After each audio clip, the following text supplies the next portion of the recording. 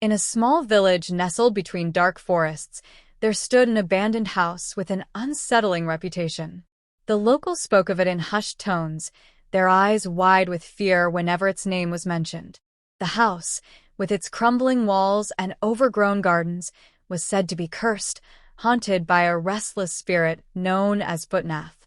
The village had lived with this legend for generations, and no one dared go near the house, believing it to be a place where death lingered. Among the village's residents was a young man named Raghav. A historian by profession, he had heard the tale of Bhoothnath before, but skepticism ruled his thoughts. To him, the story was nothing more than a myth, a tale spun from the fear of the unknown. Intrigued by the ghost story, Raghav decided to visit the house. The villagers begged him not to go. They warned him of the dangers of disturbing Bhoothnath's spirit, but Raghav was resolute. He believed that if he investigated the house and disproved the legend, he would uncover the truth and put the villagers' fears to rest. The morning Raghav arrived, the sky was overcast and the air was thick with the scent of damp earth. He made his way to the house at the village's edge, the path leading him through dense trees, their bare branches reaching like gnarled fingers toward him. As he approached the house, an eerie chill swept over him. He stood for a moment, taking in the decaying structure before him. The house, though empty and forsaken, held an undeniable presence, as if it were waiting for him to enter. Raghav took a deep breath and pushed open the creaky front gate. The sound of it swinging open echoed through the silence, sending a shiver down his spine. He walked up the worn path to the front door, which was slightly ajar. He hesitated, then stepped inside. The house was dark, its windows long since covered by layers of dust. The air was thick with neglect, and the walls seemed to whisper secrets of a time long past. As Raghav ventured deeper into the house, he noticed the silence was oppressive, almost suffocating. Every creak of the wooden floorboards beneath his feet sounded like a shout in the quiet. The rooms were eerily still, and yet, he couldn't shake the feeling that he wasn't alone. His footsteps echoed through the hallways as he explored, his curiosity outweighing his growing unease. He entered a room at the far end of the house, where a large mirror stood against the wall. The reflection was distorted, as though the glass had been smeared by some invisible hand. Raghav stared into the mirror, wondering if the house itself was trying to speak to him. Suddenly, a faint whisper reached his ears. He spun around, but the room was empty. The whisper came again, softer this time, as though it was calling him. His heart began to race. Was it the wind?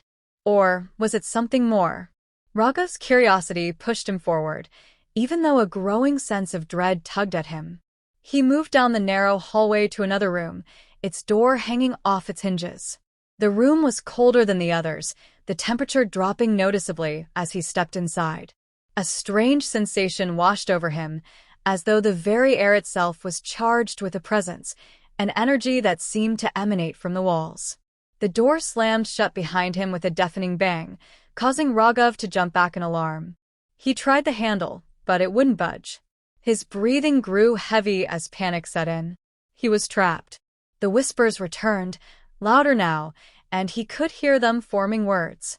"Leave," the voice rasped. "Leave this place." Raghav's eyes darted around the room, but there was no one there. The walls seemed to close in on him, the temperature continuing to drop. His breath came out in visible puffs, the cold intensifying with every passing second. In that moment, Raghav realized that the house was alive, and something was watching him, something that didn't want him there. He stepped back, but his feet felt heavy, as though the floor itself was pulling him deeper into the darkness.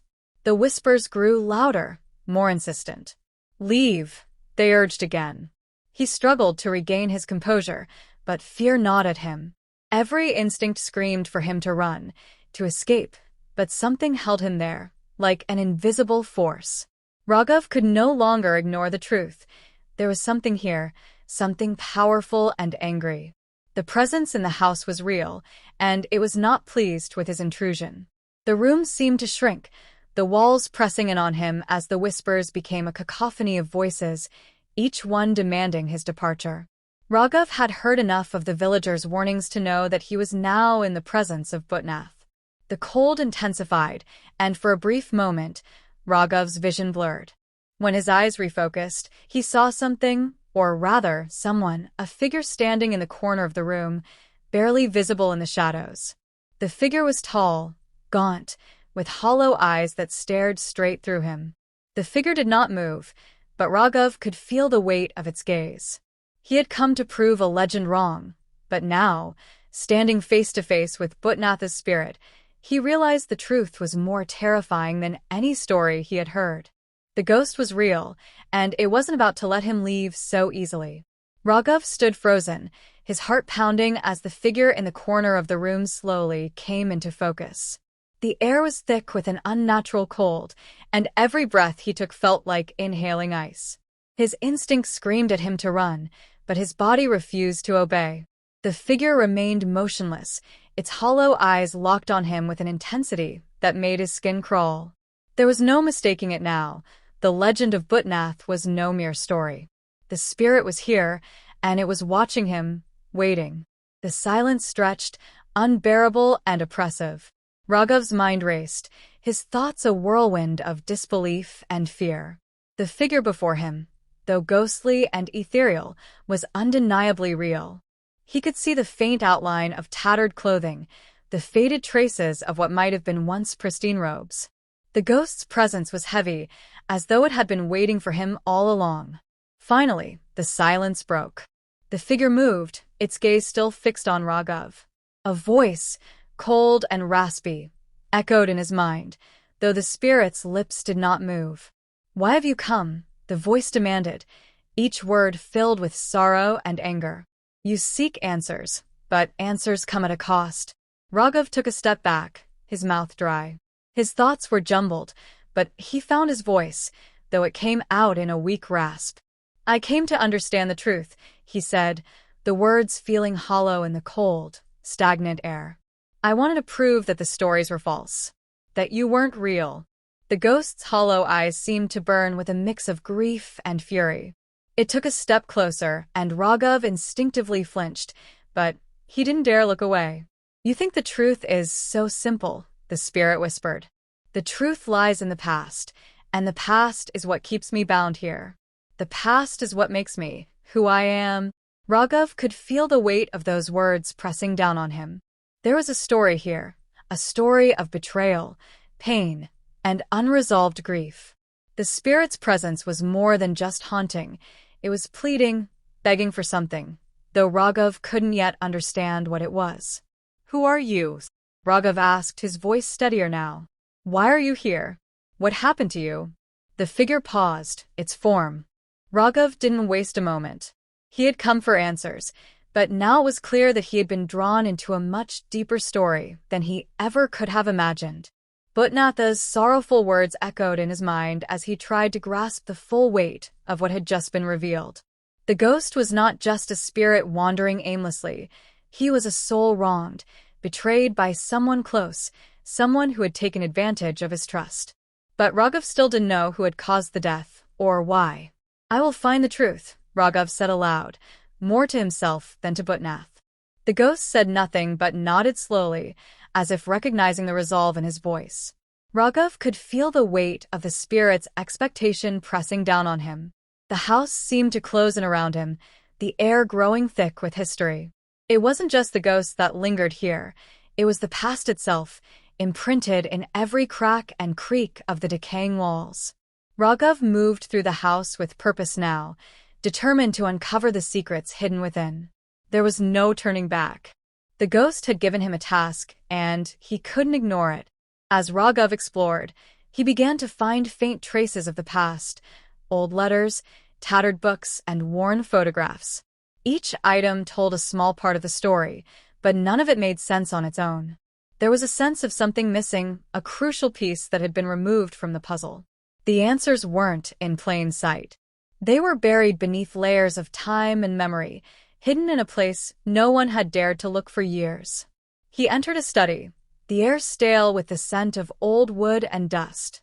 The room seemed to hold a heaviness, as though it too had been scarred by the tragedy that had unfolded here. Raghav's eyes scanned the shelves, looking for anything that might reveal more about Bhutnath's life and the betrayal he had suffered. Then, tucked away behind a stack of old papers, he found a small, leather-bound journal. Opening it, Raghav began to read. The handwriting was shaky, as though the writer had been in distress. It didn't take long for Raghav to realize that the journal belonged to Bhutnath himself. Each entry was filled with accounts of friendship, trust, and love, a narrative that seemed so full of promise, until one entry caught his eye. The writing was scrawled in a hurried, almost frantic hand. "He has betrayed me, the one I trusted most. He will never understand what he has done." Raghav's heart skipped a beat. This was it, the confirmation he needed. The betrayal was real, and it was the reason Bhutnath had died. But who had done this? Who was the one that had destroyed everything Bhutnath had believed in? Raghav continued to read, his eyes scanning the pages, looking for more clues. As he read deeper into the journal, the details became clearer.